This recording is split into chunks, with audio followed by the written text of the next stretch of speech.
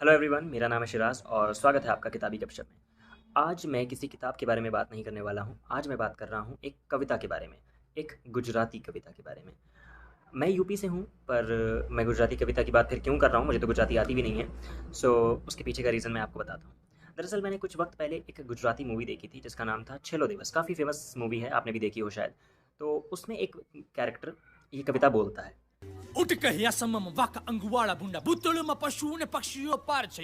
ये कविता जब मैंने सुनी और उसके सबटाइटल्स को पढ़ा, उसके अर्थ को समझा, तो मैं मेस्मराइज़ रह गया। मुझे वो कविता इतनी अच्छी लगी कि मुझे लगा इस बारे में मुझे बात करनी ही करनी है। So here I am talking about उठ कहे आसभामा बाय दलपत राम। ओके, तो मैं सबसे पहले इस कविता को पढ़ने की कोशिश करता हूँ। और मैंने जैसा बताया, मैं यूपी से हूँ, तो अगर कोई मुझे गुजरात से सुन रहा है तो मुझे पहले ही माफ़ कर दें।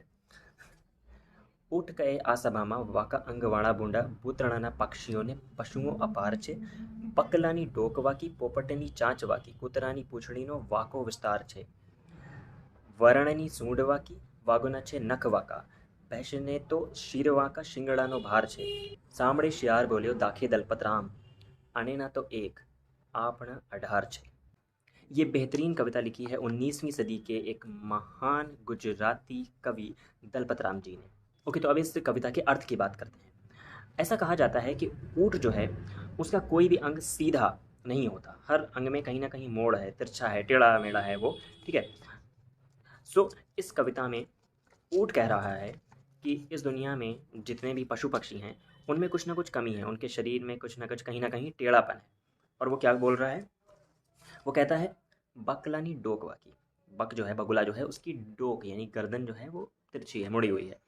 पोपटनी चाँच वाकी, तोते की चोंच मुड़ी हुई है। कूतरानी पूंछनी ने वाँको विस्तार छे, कुत्ते की पूंछ मुड़ी हुई है। मुझे एग्जैक्ट इस लाइन का मतलब समझ में नहीं आया है, कोई गुजराती अगर सुन रहा है मुझे तो वो बता सकता है। मतलब हाँ, कुत्ते की पूंछ टेढ़ी होती है।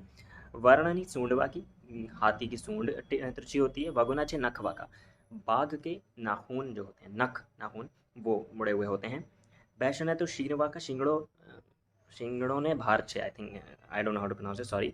सो भैंस का जो है वो सर ही तिरछा है, झुका हुआ है सींगों के भार की वजह से। सामड़ी शियार बोलियो दाखे दलपत राम। सुनकर ये बातें सियार बोला कि देखो दलपत राम। दलपत राम पेन नेम है, ठीक है। कि दलपत राम सुनो, जिनकी तुम बातें कर रहे हो ना उनमें तो एक ही कमी है। तुम्हारे में तो 18 यानी कि 18 कमियां हैं, मतलब 18 तुम्हारे अंग मुड़े हुए हैं। तुम क्या बोल रहे हो?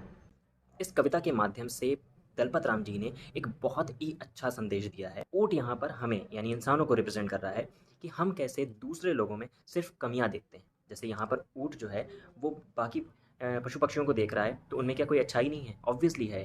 जैसे कह रहा है वो पोपट है नहीं चाँचवा की, तो पोपट एक खुद में कितना अच्छा पक्षी है। उसका कलर, वो लुक वाइज अच्छा है, वो हमारी नकल कर सकता है, उड़ सकता है, सब उसमें अच्छाइयाँ हैं बहुत। लेकिन ऊँट क्या देख रहा है? वो कह रहा है पोपट नहीं चोंचवा की, उसकी चोंच जो है वो मुड़ी हुई है, उसे उसकी बुराई दिख रही है, अच्छाई नहीं दिख रही है।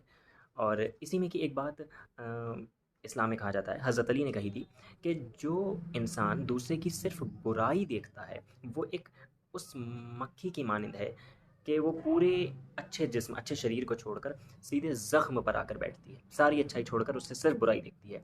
तो वही इस कविता के माध्यम से दलपत राम जी हमें संदेश दे रहे हैं कि ऊँट ना बनो, ऊँट ना बनो जो सारी अच्छाइयों को छोड़कर सिर्फ बुराई देख रहा है। लोगों की अच्छाई को देखो। और ख़ास तौर पे जब हम में खुद बुराइयों का भंडार है, हम खुद बुराइयों से लदे पड़े हैं, तब भी हम दूसरे की बुराई देख रहे हैं। इसके लिए कबीरदास जी ने कहा था, बुरा जो देखन मैं चला बुरा ना मिलया कोई, जो मन खोजा आपना मुझसे बुरा ना कोई।